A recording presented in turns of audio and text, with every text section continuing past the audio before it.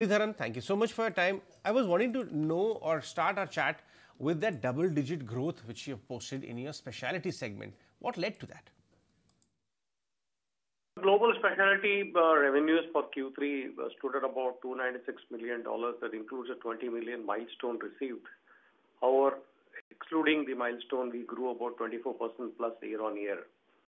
Overall, I would say that if you look at the last 4 years, global specialty business have moved from contribution of about 7% plus to the consolidated revenues. In the current quarter, is almost upwards of 20% plus contribution to the overall revenues of the company itself. We continue to focus on global specialty business and maintain the momentum in this business, which is a key growth driver for the organization. Sure, but I wanted to put the spotlight on the US generics business. Could you talk to us about what the growth projections are there, especially because now the Mohali plant is nearing normalcy, and the kind of pricing environment which is there in the US, because a lot of companies are talking about how the pricing erosion has stabilized? So, as far as the US generics business is concerned, we do not give any guidance for any individual business as such. We have an overall revenue guidance for FY24, which is high single digit we already shared earlier. In terms of the pricing environment, it remains to be competitive and product specific at this point of time. In terms of supply from Mohali is concerned, the situation would normalize gradually, as we have stated in the past. Mr. Muralidharan, GLP-1, everyone is talking about that, and we understand that you are also conducting trials for this important drug. Which stage is it in right now? Any timeline for the actual launch? So you're right, you're working on this specific GLP-0031 compound. Our own product has completed the phase 1 trials at this point of time, and starting the phase 2, as we have shared the timelines along with the release in the current quarter. As and when we complete the clinical trials, we have a launch plans which will be specific to markets.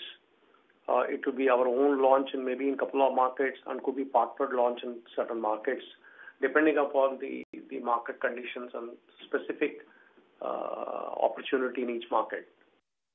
Actually, if you can talk a bit more about this GLP opportunity, especially when it comes to India, what could be the potential size?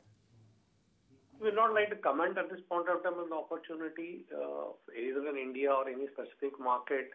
We believe that it's still very early days to comment on that. This potential approval of duroxolotine, or whatever that drug name is, if I'm pronouncing it correctly, in US, and Nidlegy in Europe could drive the growth further as well. Could you talk to us about what could be the revenue potential from this? So, first of all, both the products on approval, we'll work towards launching the same in the markets where we have filed and we want to participate.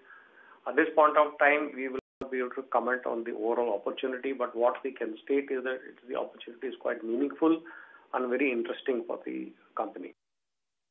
Only then, what will be the growth drivers for your India business from here on? Any key launches which you're working on, which has good revenue potential and we may see this year? So in Q3 India business, you're aware we grew about 11.4% year on year, which is backed by strong performance across various therapeutic segments, and we have grown better than the market at this point of time.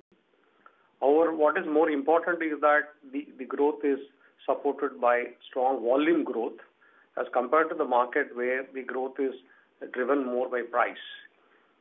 We continue to launch products in the domestic market.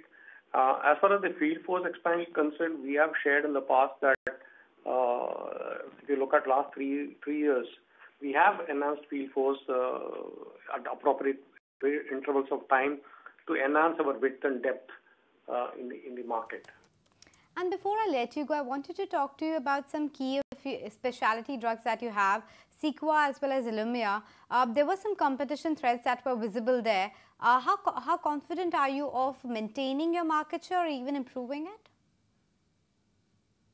I think in the call also we mentioned that our strategy to counter competition, we will be able to share We continue to work on these sort of key products like Sequa and EMEA in the key markets.